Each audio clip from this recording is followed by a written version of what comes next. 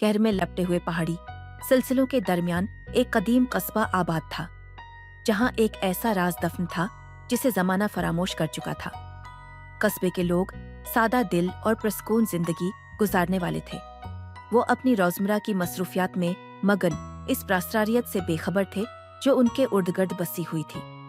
यहाँ वक्त अपनी असल फितरत से मुख्तलिफ अंदाज में बहता था, लेकिन बहुत कम लोग जानते थे कि ऐसा क्यों था।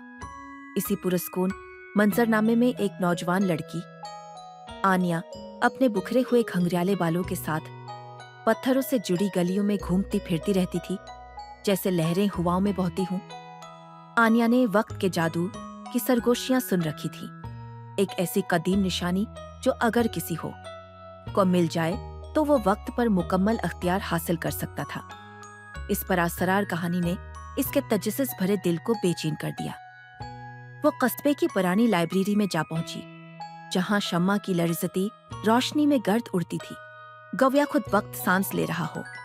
कदीम मसूदात के दरमियान आनिया ने एक भूला बुसरा किस्सा दरियाफ्त किया, एक घंटा घर का जो जंगल के गहरे तरीन हिस्से में छिपा हुआ था। कहा जाता था कि इस घंटा घर में अज़लियत का रित घड़ी और ग्लास ऑफ इटर्निटी महफूज थी, और उसे मुहाफिजों ने जादू के पर्दे में छिपा दिया था ताकि कोई उसे गलत मकसद के लिए इस्तेमाल न कर सके। आनिया ने अज़्म कर लिया कि वो उस राज से पर्दा उठाएगी। उसे वो ताकत देखनी और समझनी थी। चांदनी रात में आनिया अपनी मुहिम पर रवाना हुई। उसके हाथ में फकत एक लालटीन थी जो उसके रास्ते को मध्यम सी रोशनी से मुनव्वर कर रही थी। जंगल ने इससे सरगोशी की, उसके पत्तों की सरसराहट वक्त के भीत सुना रही थी। वह पगडंडियों पर चलती रही, जहां फजा में सनसनी और बेकरारी का अजीब इम्तिजाज मौजूद था। इसका दिल जंगल है कि इसरारियत के साथ धड़कने लगा।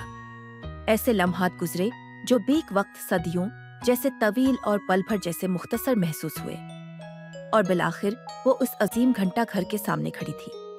कुदरती बीलें इसकी दीवारों पर ऐसे लिपटी हुई थीं जैसे वक्त खुद इस इमारत को वापस अपनी आगोश में लेने आया हो। दिल में हल्की सी लर्जिश लिए आनिया सीढ़ियां चढ़ने लगी। हर कदम गूंजता हुआ सुनाटे में तहलील हो रहा था। अंदर पहुंचकर उसे यूं लगा जैसे वक्त एक हकीकी शय हो, जैसे वो फजा में मौजूद हो, एक आहिस्ता सांस, एक खामोश सरगोशी कर रहा हो।